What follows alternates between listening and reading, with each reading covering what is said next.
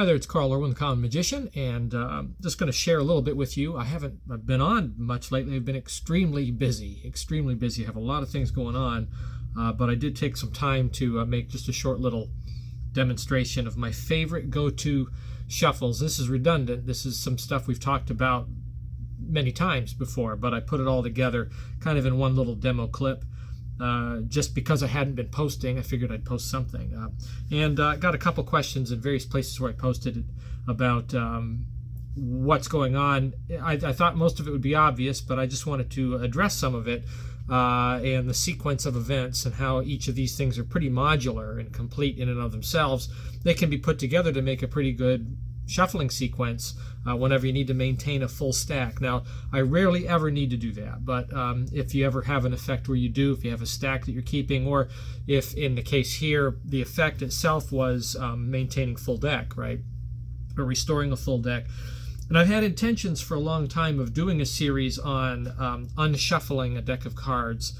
That was a question that was brought up years ago about how would I go about unshuffling a shuffled deck of cards. One of those ways to do that is to not unshuffle a shuffled deck of cards, but to falsely shuffle an unshuffled deck of cards, right? And then restore it.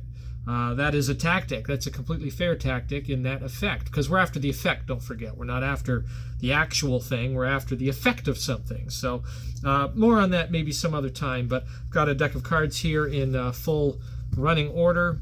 And the first thing to note is that these are non-bordered cards. These are actually quite cheap Vegas brand cards. I've talked about these before. They've been remade on a cheaper stock and more cheaply done, and I don't think these will last very long, but there used to be another printing of this Vegas brand from years ago that was a little bit thicker, a little bit more durable, and it actually was more of a usable kind of card.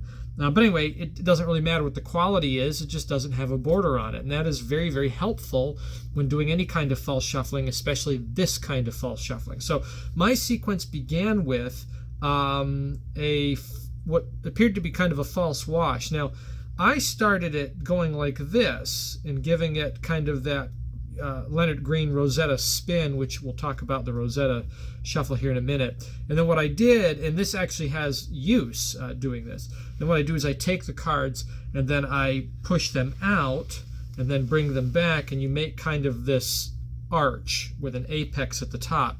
And then what you do is you push them together starting at the apex at the top. And what you'll notice, which is hard to see without borders, and that's kind of the idea, is that they want to maintain their order. They don't actually interweave with each other. This side, which is on the top of the chain, will slide on top of this side, and everything will maintain its position. So it looks like I have a pile of cards that have been pushed together, and then I can bring them together this way, and I really maintain the entire stack. I don't really know who to attribute this to. There's been so many different variations of this. One variation of it is a little bit more forward in presentation. You can see we still have full order. And that is to take the cards and to run them out and back like this so that they are actually in line with each other. And it's as if you're doing a zipper, right? Now I find this is not nearly as deceptive because you can see that very clear stark edge there as they go together. Now if you're quick with it, it can work out very well. But that is a well-known kind of use of the same concept. I find that doing that Rosetta spin does a couple things. First of all, the biggest issue is that it muddles up the very clear lines, right? There's no clear lines now. So whenever I push this together, it does seem a lot more, more haphazard.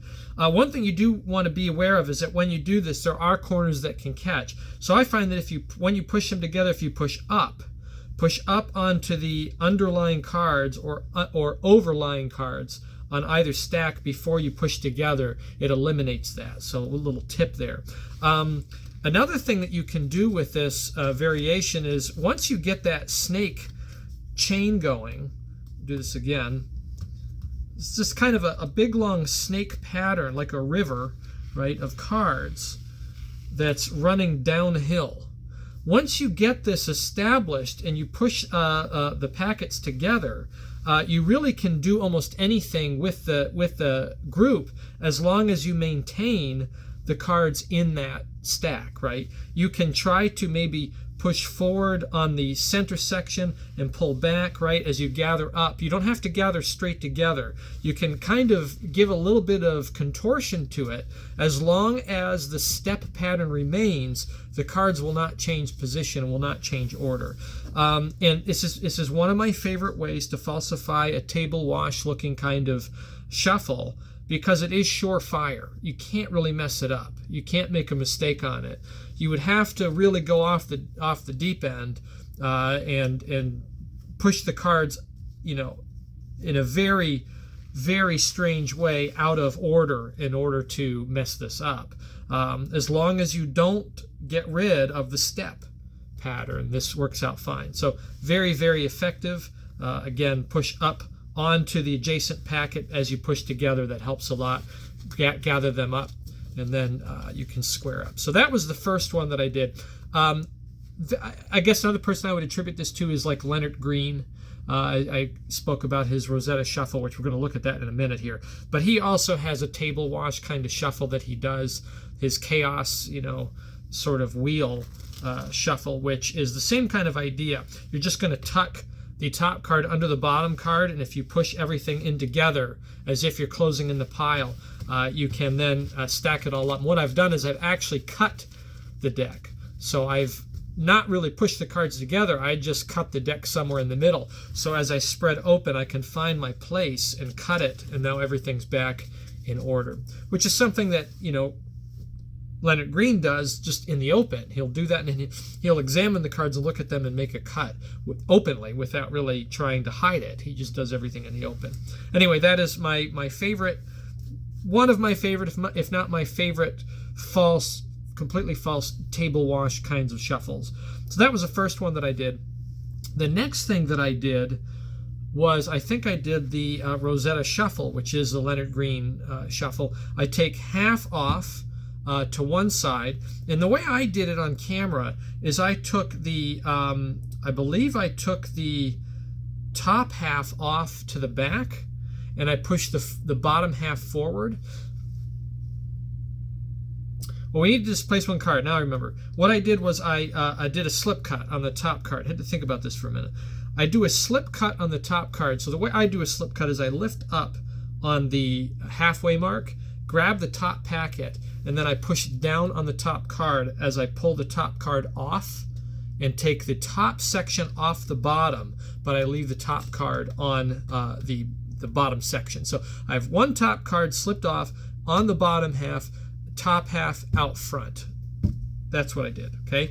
Then what I did is I did the Rosetta Spin.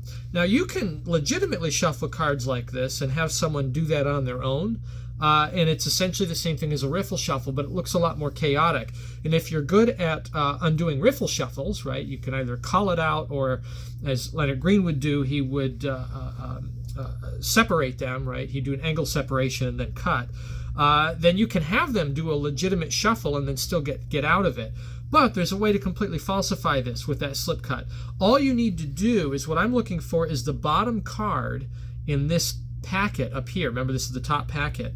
And then the second card in this packet. And as I push forward, I just need to get the second card to go underneath the bottom card. Once I've done that, I'm free and clear. So you just push the second card underneath the bottom card. Again, this works so well with borderless cards.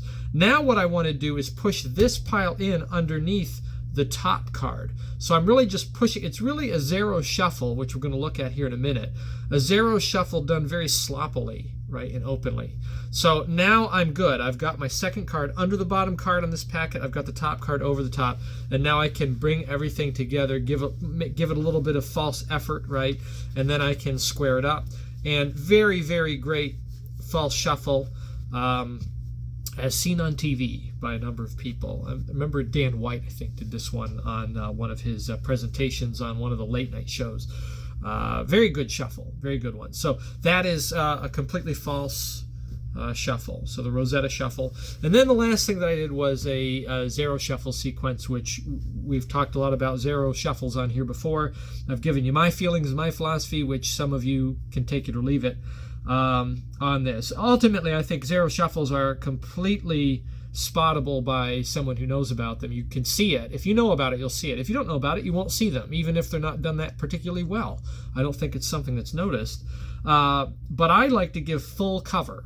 I think the only way to really completely cover up a zero shuffle is to give it full cover. And there's nothing wrong with that. It does look fishy, but at least it eliminates the verifiability of what you're doing. So there is that. Anyway, I do my zero shuffle by taking the top packet off to the right. I then riffle. And I like to riffle like this corner is up maybe an inch or towards the center of the bottom packet. And then what I'm doing is I'm reserving the very top card on the bottom packet for the top, and then when I push together, I push on the top packet over here, which I've left a small bed there, and then I push forward, and that unweaves everything, and it gives absolute complete cover in the front. Again, nothing I haven't talked about before. And then I can bring this together and then square up in the back. And I'm holding my break now. So I'm holding a break. I have one displaced card. This is now the wrong packet underneath the wrong card, right? Then I take the new bottom packet out to the right, which is the top packet, and then I'm going to shuffle this fairly on top, and then I'm going to replace this card, right? Same kind of shuffle. So zero shuffle, I riffle fairly, I should say, push forward and then push it in, and I hold my break, and now I'm set up in a position where I can cut this, which is now the bottom packet, with the card placed back where it belongs. I can now cut the deck, and then it's all back to normal. That's not where I ended. I wanted to do a riffle strip riffle cut. So that sequence looks like this, everything we've talked about up to this point. So zero, and then bottom out, zero again. Now instead of cutting straight away from my break, what I do is I take the top packet, strip it off, which looks fair at the onset, and then I false strip a couple times on the remaining top packet, and now I'm back in order. Then what I'm going to do is I'm going to falsify a zero. It's a false shuffle. I'm going to take the bottom packet to the right, and then I'm going to riffle, placing the bottom packet top card on the top. And then I'm going to do like a zero shuffle, but I'm going to push forward on top, and I'm going to lift, and I'm just going to place the entire bottom packet on top of the top. Now, because it's complete cover, it really doesn't look any different than the zero shuffle. And the fact that it is the bottom card going on the top gives some legitimacy to it. I just don't pause and make a big deal out of it. But now this leaves me in a position where I can do an actual cut to the table, and I return everything back to order. And that's my sequence. So favorite shuffles of mine, we've got a false table zipper, right? We'll call that. It's a form of the table wash. We've got a Rosetta Shuffle, looks really good, particularly with borderless cards. And then we've got a zero shuffle sequence, and then one completely false shuffle where you're stacking a whole half on top of the other half.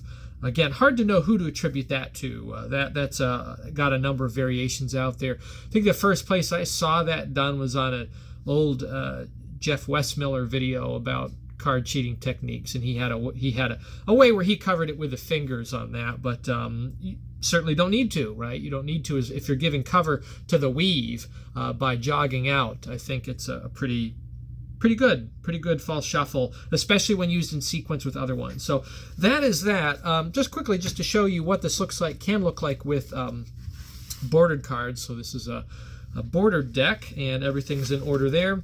And all of these, again, if I just give it a spin, and I'm going to push out, push back. Another thing you can do is you could potentially cut into two packets and then push them in opposite directions, and as long as you get the one side on top of the other, maybe we'll look at that in a second here. But you can see this is what the situation is. As I push together, it is a little bit more obvious because of the borders there that one packet's going on top of the other, but still probably deceptive enough if you're brisk about it.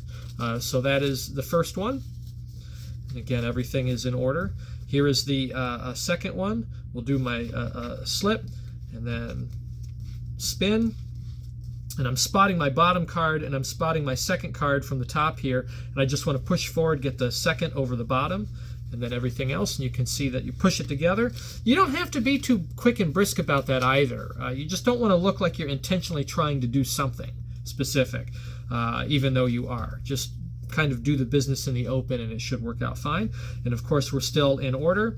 And then the zero shuffle sequence. This one is not so much of a big deal with the borders. It's mostly those first two ones that matter when you have a border. So here's the first zero.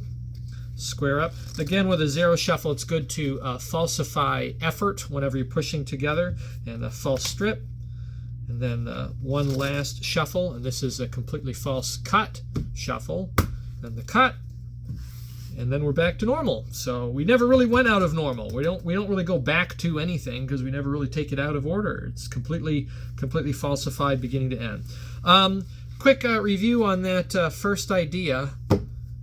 So what would this look like? It's not something I've tried, but I'm just thinking out loud here for you, something maybe you can play around with. If you take the deck and let's say you do kind of like the Rosetta situation, what I'm going to want is I'm going to want this packet to be going this way. This is the bottom, and I'm going to want this packet to be going this way. So what I need to do is I cut, and I'm going to place this packet down here, this packet up here. I'm going to give them a spin, right? And then I'm going to spread. So now I'm in the situation where all I need to do is put this card under that card. And if I get that one under that one, as long as I then push up and together, right, we have a situation where all the cards are collected just like before. So kind of dirty there because I'm thinking on the fly, but maybe something worth practicing. Again, so I want this packet to go up to the top, this one to go to the bottom, maybe give them a spin, and then give it a spread, and then I just want to make sure that this card goes under the bottom card over here, and then I push together, and we get what might look somewhat like a table wash, I suppose. Probably a little cleaner just to do one and then spread it and then push together, a little quicker that way. But there is some potential there for some other ideas. There's an endless number of variations on this principle, right? Sticking cards on the table in step sequence and then zippering them together in different ways and just morphing around a static stepped spread of cards. There's an endless number of possibilities you can play around with in a mirror or on video at home, in a table with a deck of cards, and find a combination that looks deceptive, for you, and looks kind of out of the ordinary and looks chaotic, and that's what you go with. So anyway, those are ideas. Just a quick video because I haven't been posting on some ideas we've already discussed, but here it is all together in one place. A little bit of repetition does us good. So good luck with that, and happy magicking.